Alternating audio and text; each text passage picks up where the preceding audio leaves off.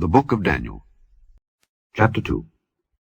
And in the 2nd year of the reign of Nebuchadnezzar, Nebuchadnezzar dreamed dreams wherewith his spirit was troubled, and his sleep brake from him. Then the king commanded to call the magicians and the astrologers and the sorcerers and the Chaldeans for to show the king his dreams. So they came and stood before the king.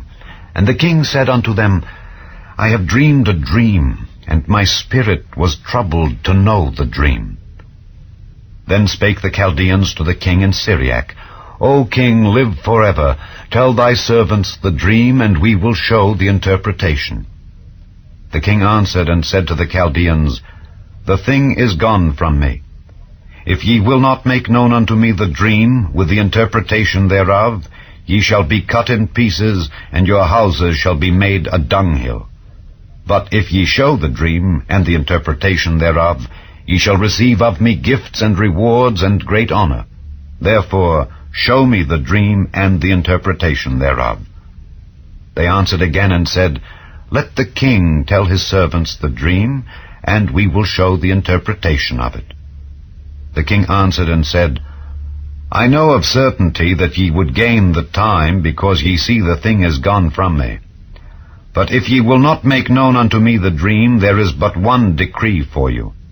For ye have prepared lying and corrupt words to speak before me till the time be changed. Therefore tell me the dream, and I shall know that ye can show me the interpretation thereof. The Chaldeans answered before the king and said, There is not a man upon the earth that can show the king's matter. Therefore there is no king, lord, nor ruler that asked such things at any magician or astrologer or Chaldean. And it is a rare thing that the king requireth. And there is none other that can show it before the king except the gods, whose dwelling is not with flesh.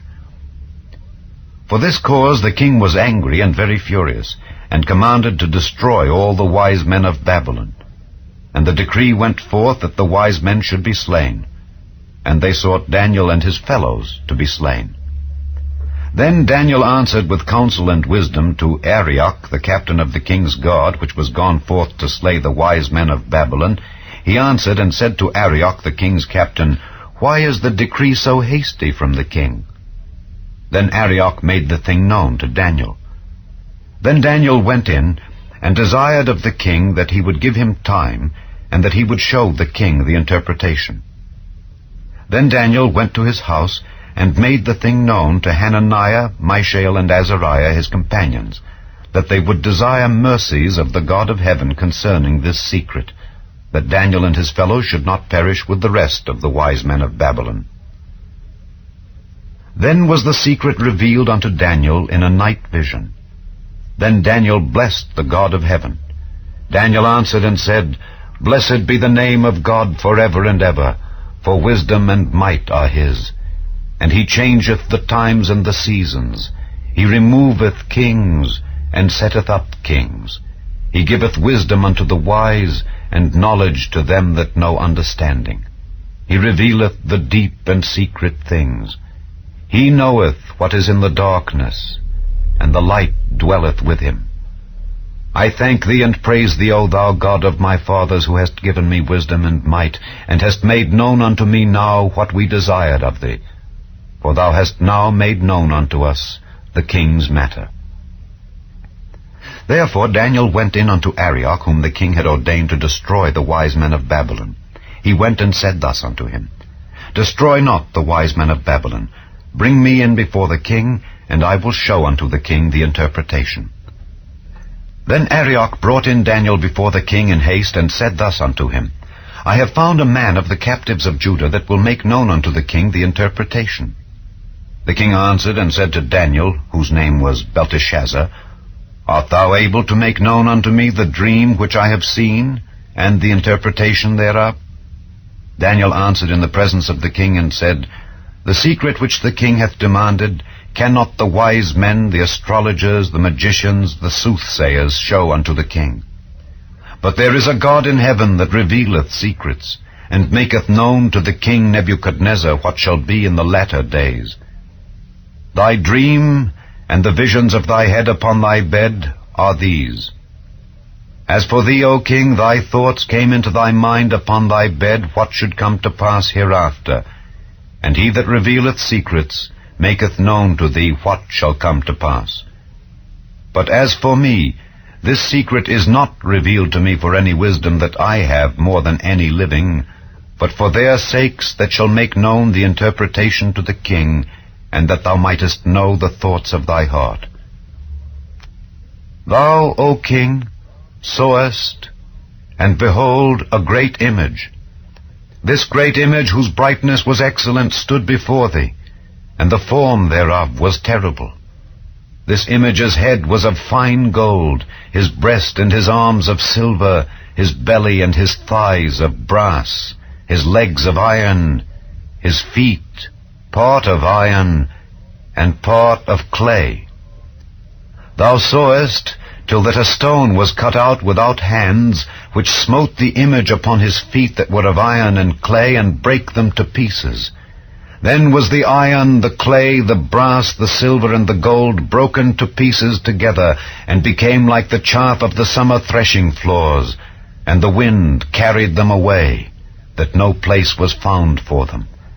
And the stone that smote the image became a great mountain, and filled the whole earth. This is the dream, and we will tell the interpretation thereof before the king. Thou, O king, art a king of kings, for the God of heaven hath given thee a kingdom, power, and strength, and glory. And wheresoever the children of men dwell, the beasts of the field and the fowls of the heaven hath he given into thine hand, and hath made thee ruler over them all. Thou art this head of gold. And after thee shall arise another kingdom inferior to thee, and another third kingdom of brass, which shall bear rule over all the earth. And the fourth kingdom shall be strong as iron, forasmuch as iron breaketh in pieces, and subdueth all things. And as iron that breaketh all these, shall it break in pieces and bruise. And whereas thou sawest the feet and toes part of potter's clay and part of iron, the kingdom shall be divided. But there shall be in it of the strength of the iron, forasmuch as thou sawest the iron mixed with miry clay. And as the toes of the feet were part of iron and part of clay, so the kingdom shall be partly strong and partly broken. And whereas thou sawest iron mixed with miry clay, they shall mingle themselves with the seed of men, but they shall not cleave one to another, even as iron is not mixed with clay.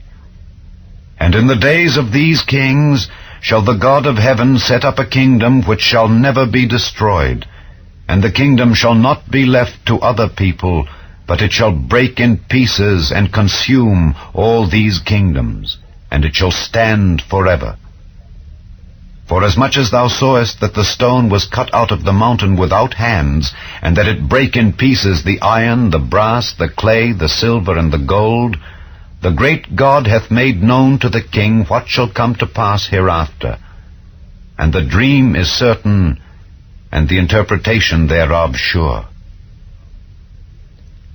Then the king Nebuchadnezzar fell upon his face and worshipped Daniel, and commanded that they should offer an oblation and sweet odors unto him.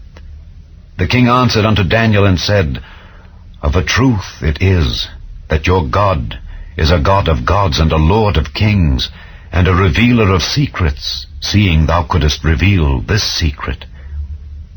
Then the king made Daniel a great man, and gave him many great gifts, and made him ruler over the whole province of Babylon, and chief of the governors over all the wise men of Babylon. Then Daniel requested of the king, and he set Shadrach, Meshach, and Abednego over the affairs of the province of Babylon. But Daniel sat in the gate of the king.